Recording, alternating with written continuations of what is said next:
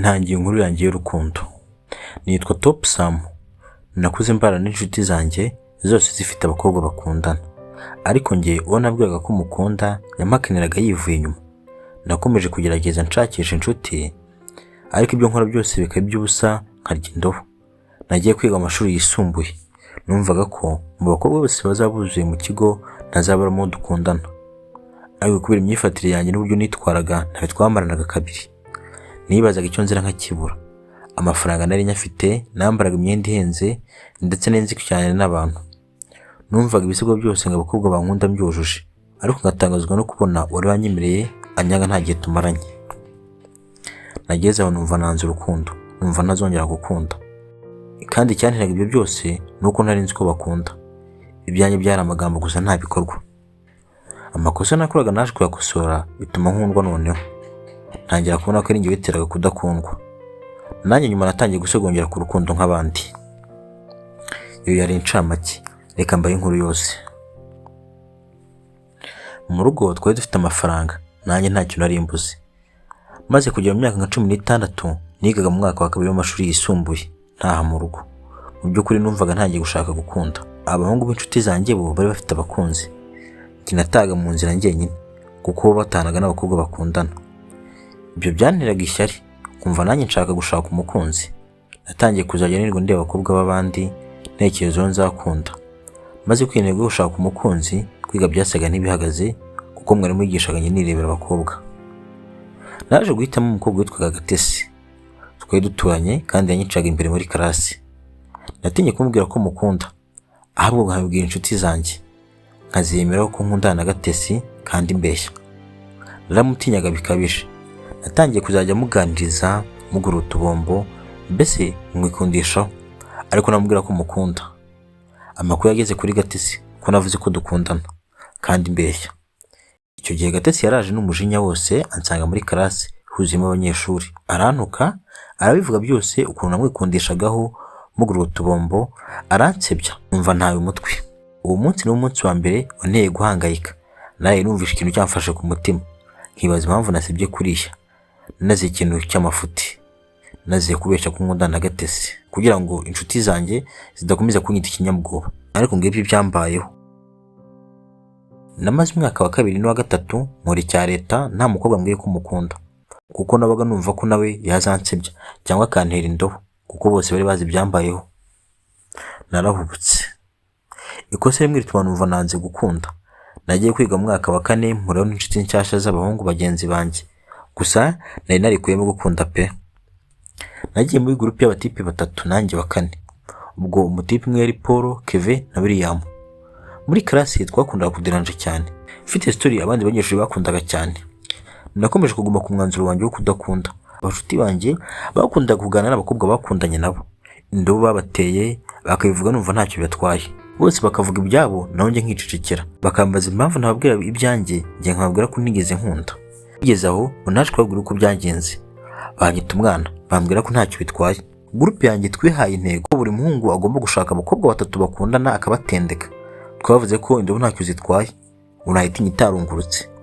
Mbega groupe mbi. Nagendaga mu Kigali nkumva ndimo gushaka urukundo kandi atari rwo. Inshuti zanjye nizo zambiraga ibigusha, ariko nkanga ko babibona nabi. Ibyo bavuze byose nkemera. Ese koko we bagwaye iminsi 2 ngo ubujuje inzu 3 waba ubikoze? Ya, ndabizi neza ko utabikoze. Bikunda kubaho ugasanga inshuti zacu nizo ziduta mu ruzi. Inama ni ugushaka inshuti nziza zitagukoresha ibyo udashaka. Akenshi ubyiruko dukora amakosa tubyita kwinezeza, ariko gufata urukundo nk'igikinisho ntago ari byo, kuko ingaruka zirazwa zibona. Reka dukomeze inkuru yacu. Natangiye gushaka umukobwa twakundana, nari mfite ubwoba kuko Gatesi yari yarampabuye.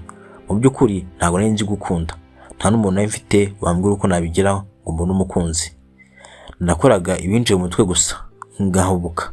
Iyo twavuga karase twicaga ko turi bane tukavuga abakobwa twaganije, abaduteye indobo, twumvaga ntacyo bivuze. Groupe yanjye bose banywaga inzoga bagasinda, ariko njye ntabwo nazinywaga. Barasindaga bakarwana ku kigo bakabirukana. Mbese groupe yanjye nta keza karimo. Njye naritondaga, ariko uko iminsi yagendaga iza nanjye nagendaga mpinduka. Natangiye kunywa inzoga kuko abanyeshuri barambwira ngo umugabo utanywa inzoga barimbwa. Mu rugo batungurwa no kubona nsubira inyuma mu masomo buri gihembwe. naragiye mpinduka ikigomeke mu kigo bakantinya, gusa nagiraga inama ntibamfate ngo banyirukane. Nabonaga abakobwa dukundana kuko twasangiraga inzoga, gusa nta rukundo ruzima narigeze mbona. Umukobwa twakundanaga wese yitaga nyanga kuko nitwaraga nabi bikabije, nkasinda kandi ndi ku ishuri. Abakobwa bose bari basigaye bantinya kuko nari nsigaye ndeba nabi.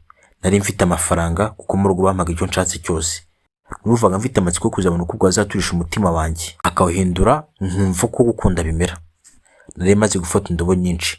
Bamwe bankundiraga amafaranga ariko kubera kutabitaho bakagenda, banyangiraga imyitwarire yanjye mibi. Nagiye ndiheba nkica nkumva ndiyanze kuko ntigeze mbona nari mu rukundo nk'uko numvaga abandi bavuga.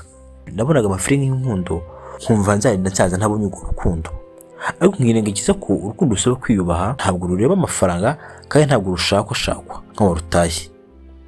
Rusaba kutiyemera ukiyoroshya ahubwo ugategereza rukizana. Nari nsoza senior 6 nta mukobwa navuga ngo twarakundanye kubera imyitwarire yanjye mibi n'ukuntu nangaga kwiga. Ntabwo rigeze ntsinda icya leta kandi inshuti zanjye zanyushaga zaratsinze. Mbega akababaro. Urugo nubwo twe dufite amafaranga ariko kubera ukuntu nitwaye nabi, papa yanze kuntangira kaminuza ahubwo mu bintu ngo mbicuruze, naho ngo ishuri ntacyo rimariye. Burya ikosa rimwe mu buzima rishobora kukwangiriza ejo hazaza hawe. Natangiye gucuruza nishyira mu mutuzo. Nari maze gukora ntekereza neza, nikuyemo urukundo kuko numvaga ntazi kurushaka. Navuze ko ntazongera gukunda kuko numva gukunda ari byo kunzana ibibazo. Gusa sinumvishaga ko urukundo rwaryo. Aho nacurizaga hari hegera ikigo cy'amashuri babagamo. Abanyeshuri bazaga kungura ibikoresho kuko hari hafi y'ikigo. Nubwo nari naravuze ko ntazongera gukunda, burya umuntu ni umuntu. Abakobwa bazaga kugura ibikoresho, hari umukobwa wakunda kuhaza cyane, yari mwiza pe. Nagezeho nkazajya ntekera n'abanyeshuri amata n'icyayi bakaza kugura kuko nta kantine bagiraga mu kigo. Uwo mukobwa nababwiraga we ntabwo yasibaga kuhaza ngo kuko atajyaga arya umutsima mu kigo, ngo yarwaraga igifu. Igifu cyamufataga yahitaga aza kunywa amata.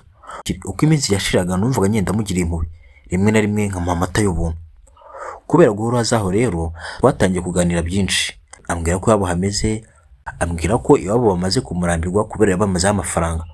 Kubera igifu yarwaraga ngo guhera yiga mu mwaka wa mbere iwabo bamuhaga amafaranga y'amata ntarya umutsima mu kigo. Urumva yari amafaranga menshi cyane bamuhaga kandi abo ntabwo bari bafite ubushobozi buhagije. Yangarije byinshi ku buryo nagezeho mwemera ko nzajya muha icyo ashatse cyose akazaba anyishyura. Uwo mukobwa naho hari muri izo karitsiye.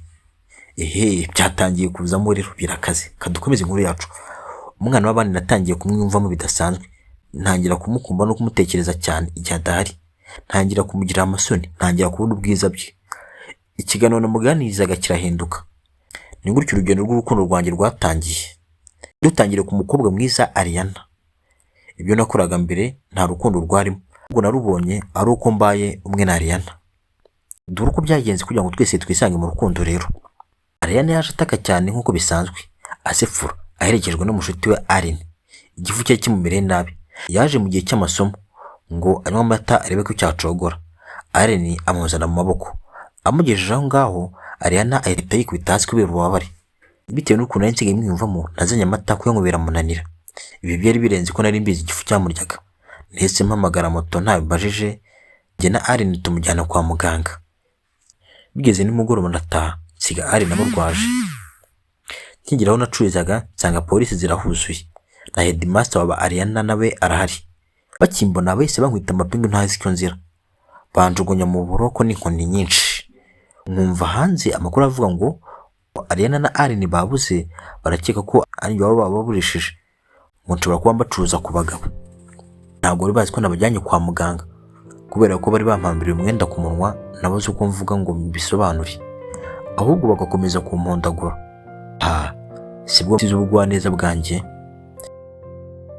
Urashaka kumenya ko navuye muri ayo mazi abira nyakuyemo na Ariana baje kuba umukunzi wanjye?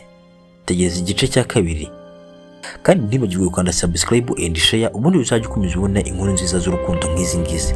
Thanks, mugire ibihe byiza. Tuzabonane ku munsi w'ejo.